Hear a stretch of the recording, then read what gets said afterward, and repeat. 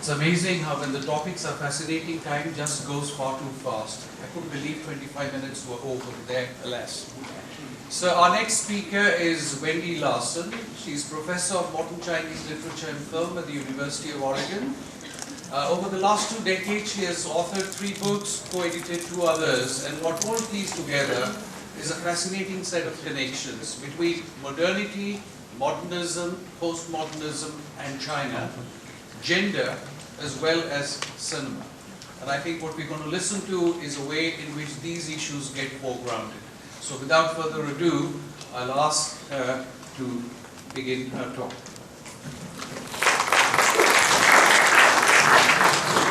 Thank you. I'm really pleased to be here today, and also happy to say that I'll be back in January for 6 months to work at ARI, so I'm really looking forward to getting to know many of you at that time. So today in this workshop, Professor Dwara has challenged us to consider the role of arts in the balance of power. And as is described in the write-up, producers of culture often reveal an uncritical attitude toward existing structures of domination. At the same time, the arts have presented means of thinking, acting, or going beyond the limits of present structures. And that's a quote. So this is a very provocative and fruitful contradiction. You probably all know that Mo Yan got the Nobel Prize for Literature, and yesterday was criticized harshly by Herta Müller, who got the prize in 2009. And she said it was a catastrophe that he got this prize because he's a member of the Communist Party. Now, her own work, of course, is very much against Romanian communism, where she grew up, but she did leave Romania in 1987, whereas Mo Yan is still living in China. I don't know whether that means anything or not. But in any case, it is the emphasis that Professor Dwara has given us of going beyond that I want to speak with today, and talk about the arts and their ability to critically examine some of the assumptions of their environment and their production. So we certainly know that art can be like anything else. It can support oppressive structures, or it can fight against them, or it can be in a very complicated way imbricated in between those 2 poles. Usually it's not one or the other. Now, the relationship between culture, now often thought of as soft power, and political power, whether it's the nation state, the empire, or a more abstract concept of culture or civilization such as Greater China, has occupied us in the humanities for quite a while. For years it was interesting enough to think, often via post-colonial theory, about what had been erased from local and regional culture by narratives of the European Enlightenment, and we heard a very great and creative take on that issue as well. Or what could have been understood if we bracketed them as particular rather than universal. We've also bracketed the political form of the nation state, which some argue, many argue, is fading under the onslaught of transnational forces with which we are all familiar. Global trade, the internet, other information technologies such as cell phones, voice over IP, film, TV, music, media, and the ease of travel for those with resources, and the right national passport. Of course, I should say popular culture as well. And yet, various contemporary groups are in the process of demanding independence with the hope of setting up their own nation state. In Tibet, in Xinjiang, the Kurds in Syria, in the Spanish Basque Country, just to mention a few. So it's a very confusing mix of things. That's the environment in which we live and work. So walls, national identity cards, passport control, defense of language and culture, all of these are growing stronger in some places and possibly weaker in others. So with that in mind, I want to discuss the work of Zhang Yimou. For those of you who don't know, although in my world everyone knows who Zhang Yimou is, and most people dislike Zhang Yimou. But for those of you who don't know, he's one of China's most famous film directors, starting out with Red Sorghum, Judo, Raise High the Red Lantern. He also did Hero. Thank you. He did Hero, several other films, and he did the 2008 Olympic opening and closing ceremonies, which we've already heard discussed. But today I want to look at his work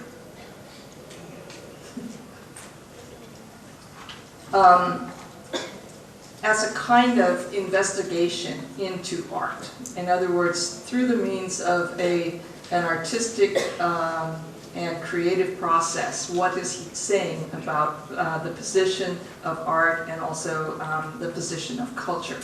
Now in China he has been criticized, and other places as well, as a self-Orientalist. He has been attacked for exoticizing Chinese culture and eroticizing Chinese women, all for the benefit of the Western viewer.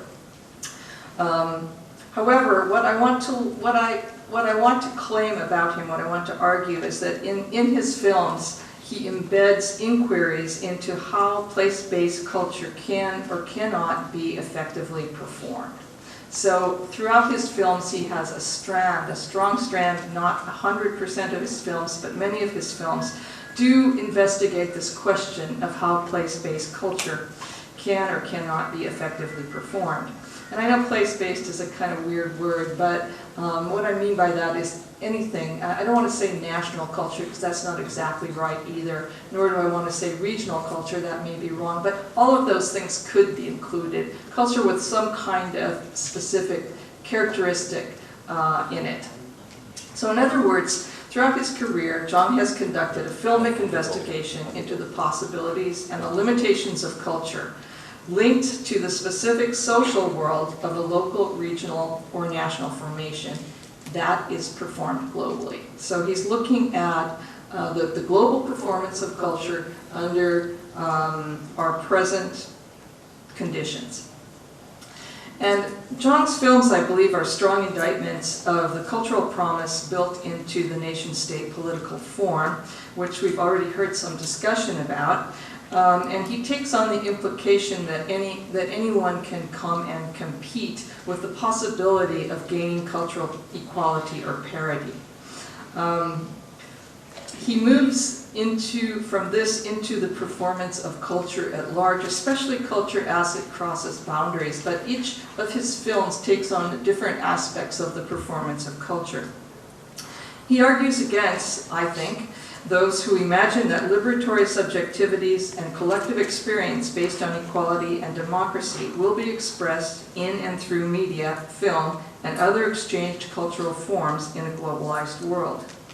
His films, his approach, throw a wrench into this utopian dream by implying that should the nation-state undergo radical change, disappear, vanish, whatever new form the model of globalization will take, what formerly were politically strong nations will be the most able to ensure the continuation of their cultures and languages. So it's a kind of pessimistic view that he came to, I think, over the course of his career.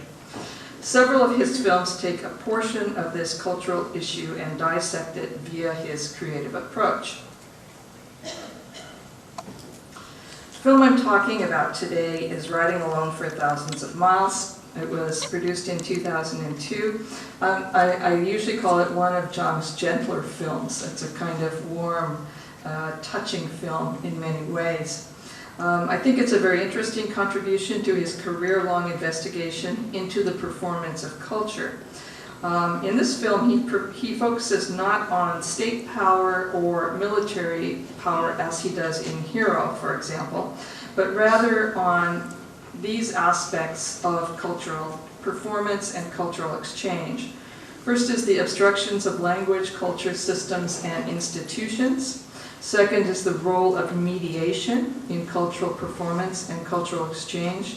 And third are the emotional connections that may result from cultural interactions across borders with or without understanding, and subsequent problems of authenticity or truth of culture. Now, this film is great for our purposes here because it is an intra-Asia film. It stars Japanese action actor Ken Takakura, and it gives an example of someone traveling from Japan to China and what happens after that. Now, Takakura plays a very uncharacteristically introverted Japanese fisherman because he is an action star, or used to be when he was younger. His name is Takata, and the film uses contrasting images of China and Japan to contextualize China as a land of immense natural beauty, while Japan remains shrouded in gray. And this is throughout the film. For those of you who have not seen this film, I just want to give you an introduction to the main characters and to the plot. So, the main character in the center there is Takata and his two Chinese translators, the woman Jasmine and the man Lingo. It turns out that Lingo doesn't even know really any Japanese, but he tries his best. And Jasmine is quite talented, and throughout the film functions as kind of a voice of reason. She is an actual translator. Zhang Yimou likes to use non-professional actors in his films. She is a translator whose fortune soared after this film. She was highly in demand as a translator for Japanese groups. I don't know what happened to Lingo. So those are his translators. Jasmine leaves after a while, judging his mission to be impossible, and turns it over to Lingo, but she comes back later. There is Ray. Ray is his daughter-in-law, married to his son. And we don't meet his son Kenichi, but Ray is a very crucial character who communicates mostly by telephone. And then there is Li Jiamin and his son Yang Yang. Li Jiamin is an actor, and he is an actor of a certain kind of opera, supposedly from Yunnan. And I'll explain that a little bit more later. And his son Yang Yang, who is being taken care of by a village of people because his father is in prison. And then we have other people like villagers, authorities, prison warden, etc. Various other people come in. The plot goes something like this. Takata has been alienated from his son Kenichi for years and years. They have not spoken. Kenichi comes down with a mortal illness. He's in the hospital, and his father wants to talk to him, but Kenichi screams. We hear him screaming, we don't actually see him, and doesn't want to see him. His wife, Kenichi's wife, Rei, gives her father-in-law a film made of Kenichi going to China to see opera in Yunnan province. And she tells him, and he learns via this film, that Kenichi was a real fan of Li Jiamin, of this actor here. But because Li Jiamin was sick when he was there, he didn't perform, and Kenichi was unable to make the performance. We are led to believe, along with Takata, that Kenichi had many friends in China, that he traveled to China often because he lived a rich cultural life in a foreign land, and also that he's extremely knowledgeable about this form of opera. Now, what unfolds, however, is hardly a straightforward description of a native cultural performance appreciated and understood by a foreigner, or of cultural vitality in foreign lands. In any case, Takata believes that he must go and film Li Jiamin performing for his son. This is his last act for his son. So he takes off for China. First thing he learns is that Li Jiamin is in prison for stabbing a man who called his son a bastard. This means that in order to get to Li, he has to get into the prison and then convince Li to perform. So he approaches the officials in charge to request permission to film Li performing in prison, but he initially is turned down. After a special performance that I will show you a picture of later, he actually does get into the prison. But when he gets there, he's disappointed that instead of performing, Li actually breaks down and starts blubbering on stage. He claims that he has not seen his son for 7 years, he misses him deeply, and he's unable to perform because of his profound sadness. So the next journey then starts. The next journey is to find Yang Yang, and this also brings confusing results. Not only is Yang Yang uninterested in seeing his father, but the villagers also protest and claim that Li Jiamin never showed any interest in the boy when he was living in the village. In other words, that this was a performance for the foreigner. However, the village leaders agreed to go along with Takata's plan to take the child to see his father. But their change of heart is not for the benefit of Li Jiamin, but in order to further something called international friendship. They are so happy to have this international visitor among them that they throw a big banquet. And this is the scene of the banquet. This is a very crucial scene in the film because Takata steps aside to take a call from his daughter-in-law, Rei, who admits that she has told Kenichi about his trip to China. She was supposed to keep it a secret. And she says, Kenichi thinks this is the nicest thing you've ever done for him. Now the strange thing is that Zhang Yimou never takes the camera in to see Kenichi. Everything we learn about him comes from Rei. And she has her own agenda, it turns out. He's very delighted that the visitors have been so kind to him, and compares this with his alienation with his son. However, the camera kind of tells a different story. The camera shows a long table where really the presence of the international visitors seems just like an excuse to have a banquet and to have some fun, rather than anything else. Meanwhile, to his great surprise, Takata learns from Rei that Kenichi never really cared about the opera, nor did he really truly admire Li Jiamin. In other words, Kenichi was also operating under the dictates of international friendship when he tried to film the opera and insisted that he admired Li Jiamin. Now, if this is true, this information undercuts the logic of Takata's trip to China, which was to film a performance that his dying son wanted to see. Rei begs him to return to Japan, implying that Kenichi has little time left. Of course, none of this changes his plans. He's already embedded into a certain trajectory, which suggests that there's a fixed trajectory for cultural exchange under difficult conditions. Although Kenichi dies before he does so, Takata succeeds in reuniting Li Jiamin and Yang Yang, not with a one-to-one meeting, but via his filming of the child, in other words, a form of mediation which he shows to Li Jiamin, the father. He then convinces Li Jiamin to perform in the prison. Now, Takata's success in inspiring fatherly feelings in Li Jiamin appears to substitute for what he can no longer accomplish in Japan, turning the film into a celebration of universal human emotion and attachment, as the Chinese critic Zhang Weiping says, quote, "The film narrates an emotional topic common to all people. It transcends national boundaries and politics," unquote. And it's true that there are many warm scenes and human successes in the film which people will regard as sentimental.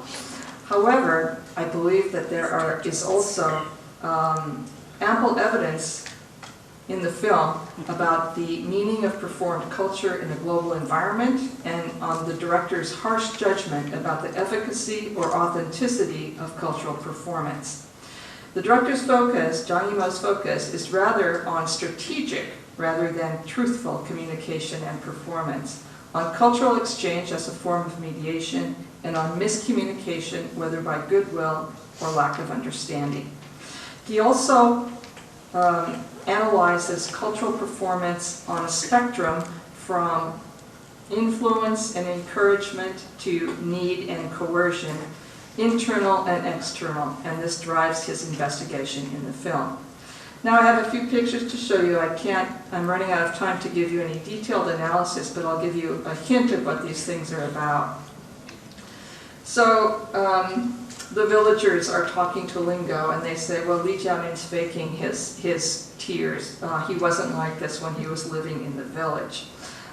So this kind of investigation into performed emotion and authenticity or fakeness is part of it.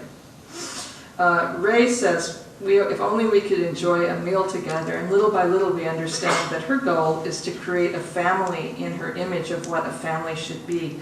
So it's quite possible and implied many times that she twists her husband Kenichi's words as she tells them to Takata. The information about Kenichi is actually fascinating. So this is, he goes to China because he's doing something that he thinks his son would really like. And his son has a wonderful life in China. But Jasmine says, actually, I don't know Kenichi. He hired Jasmine because she supposedly was a friend of Kenichi. And then she says, he has hardly any friends in China. And then she says, I never really understood him. Sometimes he just stared at the mountains for hours.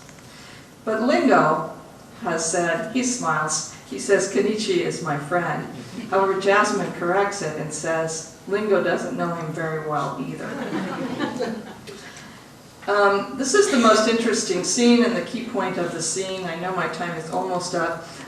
This scene shows a performance after Takata was unable to convince the authorities to let him in the prison. He develops this performance that he puts on tape.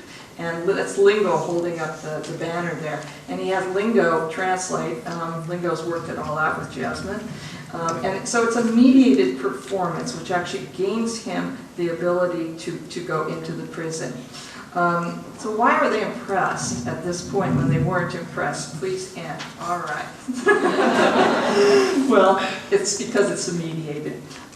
Anyway, here is an example of coercion, of Chinese tradition, of promotion of Chinese culture, of Chinese native versus foreigners, of the state and foreigners, and of authenticity and natives. And I have a whole other section that the actors actually sued Zhang Yimou about the film, but I won't be able to go into that today. It's very interesting. It mimics what's actually in the film about cultural performance and authenticity. Thank you.